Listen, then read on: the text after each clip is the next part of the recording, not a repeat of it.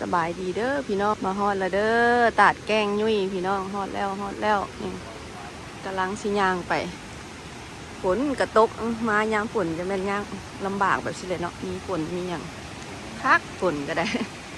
เอาไปเบิ่งน้ำกันมีอย่างแน่อยู่ทึ่งมาตั้งแต่8 ปีหลัง8 ปี 9 ปีหลังหาก็ได้มาอีกเชือนึงพี่น้องเขาเฮ็ดคักแล้วก็งามแล้วนี่นะสะอาดสะอ้างดีแล้วแต่กี้มาบ่ได้มีแบบสิเด้เป็นทางดินแดงเลยทางเข้ามาก็เป็นดินแดงเดี๋ยวนี้ปูคอนกรีตเรียบร้อยหนทางอะไรสบายอยู่ไปเบิ่งน้ำกัน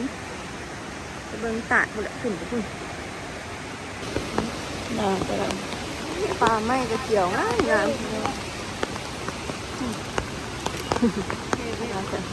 ขันหม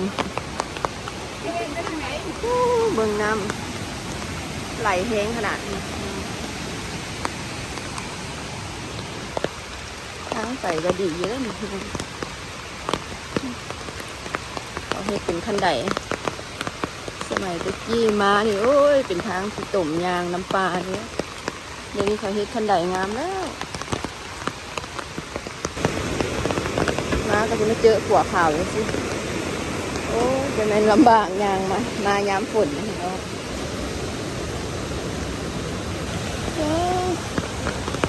นี่มีห้องน้ำอยู่หันทำห้องน้ำก็มีแบบสะดวกสบายเลยพี่น้องเบิ่งน้ำตกแห้งขนาดเลยน้ำถึงมาเลย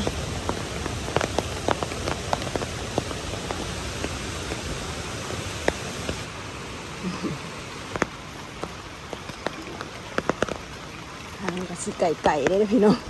ก็คล้ายแต่ว่าทางมันสะดวกสบายย่างเป็นหินเป็นคันไดแบบสิขึ้นไปเลยพี่น้องย่างมาแล้วก็สิเห็นน้ำตกคุณจุดผักผ่อนก็มีใครเมื่อยจะนั่งได้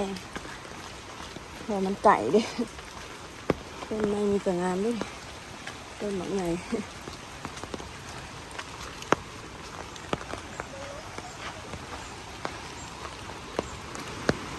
เสียงน้ำตกถาดเนี่ยดูย่างไปเบิ่งทางนั้น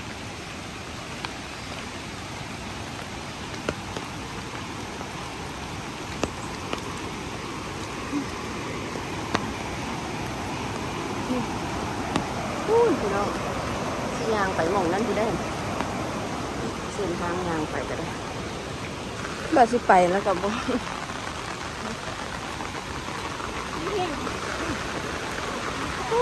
คุณนะระวังมือด้วยฮะเห็นเบิ่งเสียงน้ำถาดดิ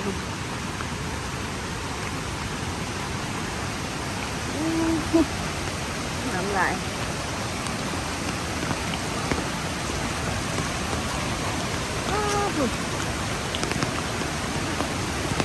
คุณน่ะเซเว่นยางอยู่เทิงคุณน่ะดูไปก้อนมูนะนั่นนะบ่มีย่านเซเว่นเลย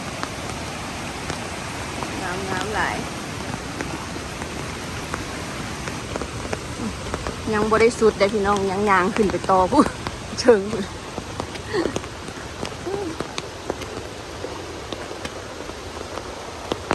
ใครแต่ว่าทางขึ้นมันสบายเป็นคันไดขึ้นเลยมาฮอดลูกซ้ายมาฮอดก่อนหูยางใบวับโอ้พี่น้องงามแหงเด้อพูดนะตกขึ้นตกลงมาแต่มองสูงที่ลึกขนาดเลยงามวิวก็งาม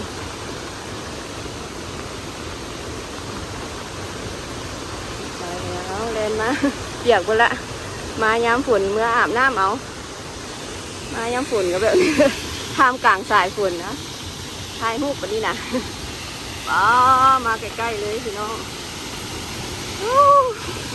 นี่คันไหนลงไปอีกด้วยนะนี่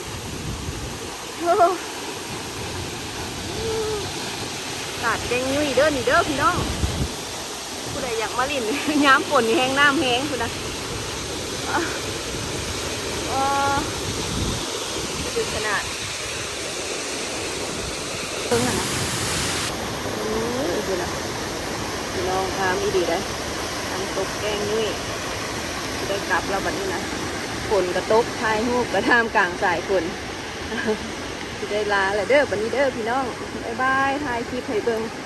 บรรยากาศธรรมชาติที่แถวนี่แหละแถววังเวียงน้ำตกแกงนุ่ยงามงามบายเด้อบายบายเป็นพื้นสูง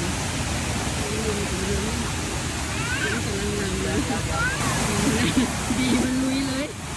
ลุยอาบเลยเอาอาบเลยแม่บีเปลี่ยนเครื่องเอา